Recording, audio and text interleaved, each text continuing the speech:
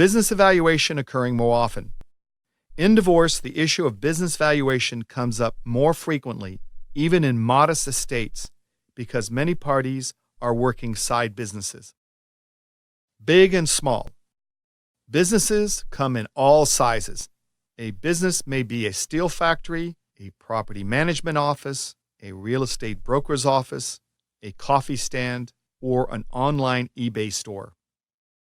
Initial assumption. For the purpose of this presentation, we will assume that the business we are evaluating was formed during marriage and that the entire business is community property. Buyout. Normally in divorce, the owner or operating spouse will be required to pay the non-operating spouse half of the value of the community property portion of the business. Family court will require the parties to conduct a business valuation. The law requires that the business valuation method used be reasonable and account for all the factors affecting the value of the business. Date evaluation. The date evaluation is the date of trial unless one party asks for an alternate date evaluation. Business valuation factors. The law requires that a business valuation take into account all the relevant factors, such as the fixed assets, cash flow and income stream, work in progress, costs advanced, accounts receivable, discounted for collectability, taxes, cost of collections, goodwill as an ongoing concern, and the business liabilities, to name a few. Two methods of valuation. Family court has the option of using the fair market value of a business or the investment value. Fair market value. Fair market value is the value that a willing buyer and a willing seller would agree on. The investment value. The investment value is the subjective version or approach of the objective standard of fair market value. Basically, the judge in the family court can determine the value of the asset to the operating spouse. This is sometimes called the marital value. For example, the value of a closely held corporation may be determined by the investment value rather than the market value, because a closed corporation stock is not actively traded and therefore there is no market value for that stock. An investment value approach could use one of the following calculations to determine value. 1. Capitalization of excess earnings. 2. Dividend paying capacity. 3. Book value. Or 4. Net asset value. Goodwill. The issue of goodwill is a tricky matter. Goodwill is the expectancy of future earnings based on the expectancy of future patronage of an ongoing business. The value of goodwill is the capitalization of excess earnings. In layman's term, it's the amount of money you can expect to earn based on previous customer loyalty. Goodwill valuation is complicated. This is the reality. Here are some of the steps. 1. Normalization of income. 2. Deduction of value of fixed assets by giving them a reasonable rate of return. And 3. Determination of reasonable compensation of a similarly situated professionals. If the normalized income is greater than reasonable compensation, there is excess earnings. The excess earnings are then capitalized to come up with a goodwill value. 2 bites of the same apple.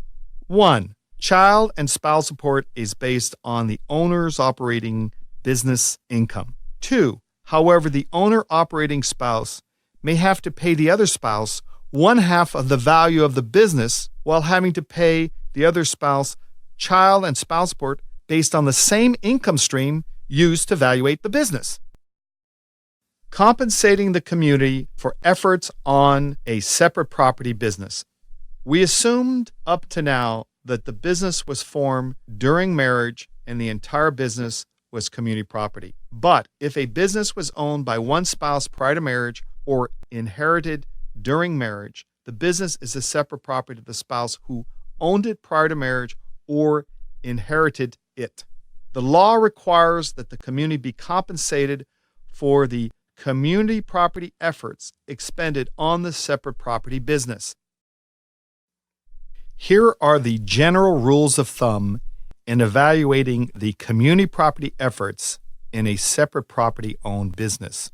If the business is service-intensive or labor-intensive by the owner and operating spouse, the family court is required to determine the reasonable compensation or imputed salary for the community property efforts on the separate property business. The excess compensation is allocated to the owner operating spouse as his or her separate property compensation. If the business is asset intensive, the family court is required to determine a fair return on the separate property asset. All income above a fair return on the asset is considered community property. The business appraiser. If money is available and the business value is large enough, consider hiring a joint business appraiser with the other party. Also, given the complexity of this area, money permitting, consider retaining a competent attorney. Takeaways. A business evaluation in a divorce proceedings must take into account the following. 1. All the key relevant valuation factors. 2. The most appropriate formulas. And 3. The most representative data in order to obtain the most accurate valuation of the business. Depending on the finances and the value of the business, consider using a professional business appraiser, as well as hiring a competent attorney. The valuation of the business will be used by the family law court judge to determine what one spouse will pay in property equalization buyout to the other spouse for his or her community property interest in that business. Was this video helpful for you? Please let us know by liking this video. And if you have any questions or suggestions for topics, leave us a comment. We also offer a variety of resources such as attorney referrals and legal checklists over at our website, utkdivorce.com. And last, subscribe. We provide new videos every week that you don't want to miss, and your subscription shows us your support. See you next time.